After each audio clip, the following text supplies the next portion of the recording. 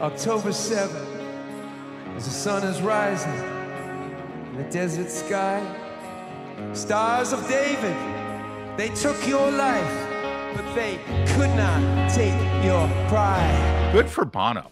That's fantastic. It's encouraging. It's fantastic. And it's not an isolated event. Ever since the terrorist attacks of October 7th, we spent a lot of time talking about the people who are taking to the streets and protesting, using their platforms, even people in the media and entertainment who seem to be siding with the terrorists. I mean, it's always under the guise of pro-Palestinian and stop the oppression and stop the occupation and make sure that the Palestinians are no longer oppressed and in the bondage that the big bad Israelis are forcing them into. Of course, I mean, even if you believe that, it's kind of inappropriate to champion that cause on the heels of a terror attack that killed over 1,000 innocent people and continue to hold people hostage as we speak. But, you know, listen, we've been critical of it and we've called it out whenever we see it. And that's why it's thrilling. It's euphoric. It's fantastic to actually show you that there are members of the media, there are members of the entertainment industry, there are people with media platforms who are, in fact, on the right side of this issue, on the morally clear side of this issue. And it begins with Bono. Yeah, Bono, the lead singer and creative force behind U2. Take a look at this footage from one of his recent concert appearances. In the light of what's happened in Israel and Gaza, a song about non-violence seems somewhat ridiculous, even laughable, but our prayers have always been for peace and for non-violence. So with our hearts and our anger, you know where that's pointed. So sing with us. And those beautiful kids at that music festival.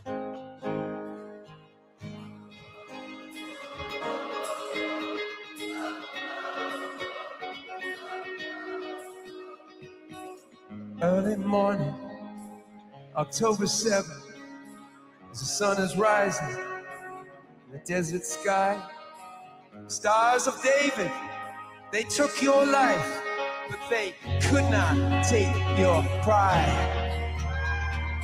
Could not take your pride. Could not take your pride. Could not take in the name of love. I gotta tell you, I mean, I'm losing it emotionally here, also because that's a song from my youth, from the 80s. But when he was talking about how we've been always on the side of peace and nonviolence, you thought he was walking down that road, right? That there's guilt on all sides of this issue. Both sides are guilty of killing. Both sides are guilty of war. And then immediately when the music begins, he starts singing about the victims.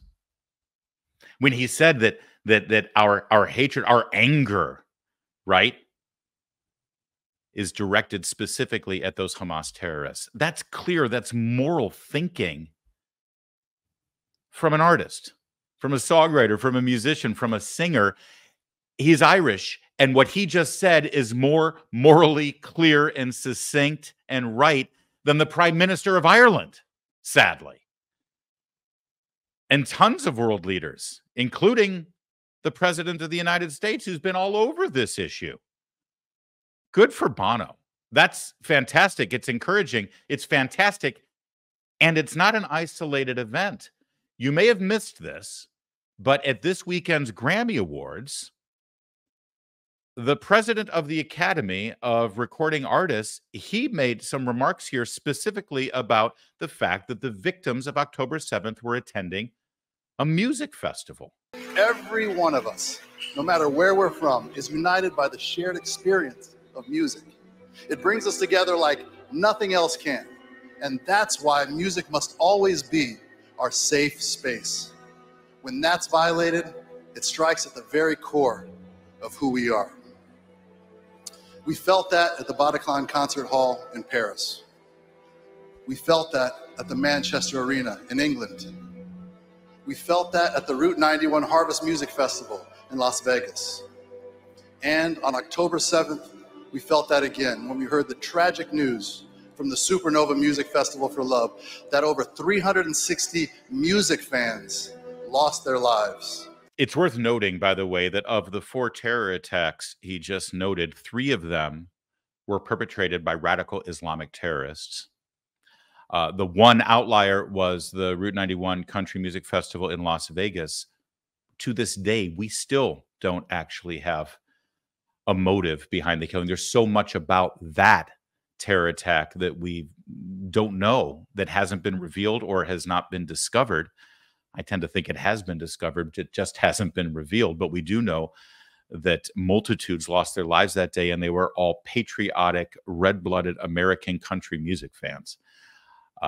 One quibble that I'll have with the language used here by this gentleman, though, is that those people who died on October 7th, they did not lose their lives. They were murdered.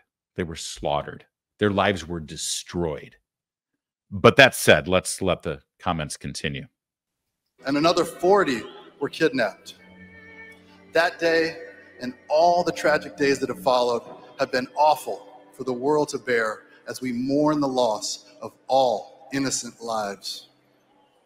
We live in a world divided by so much, and maybe music can't solve everything, but let us all agree, music must remain the common ground upon which we all stand, together in peace and harmony. Because music has always been one of humanity's greatest connectors. Think about it. Every song that we're honoring or hearing tonight moved someone. No matter where they were from or what they believed, it connected them to others who were moved in the same way. Take the string quartet. As individuals, they sound really good, but together, they achieve something beautiful they could never do apart. These musicians of Palestinian, Israeli, and Arab descent are here, playing together. Now is the time for us, for humanity, to play together, to come together with empathy and with love. Thank you. That's Harvey Mason Jr. He's the CEO of the Recording Academy. And yes, it was sort of touchy-feely, and yes, it was let's all get together. But I like the imagery of having the string quartet playing, people of various backgrounds and ethnicities who in another setting are at each other's throats. That's actually not a bad message to send. And the fact that he was pretty clear on the fact that the people at the music festival were there to enjoy music, and they were slaughtered. They were murdered. They were the victims of the terror attack. I mean, is it exactly how I would have said it? No.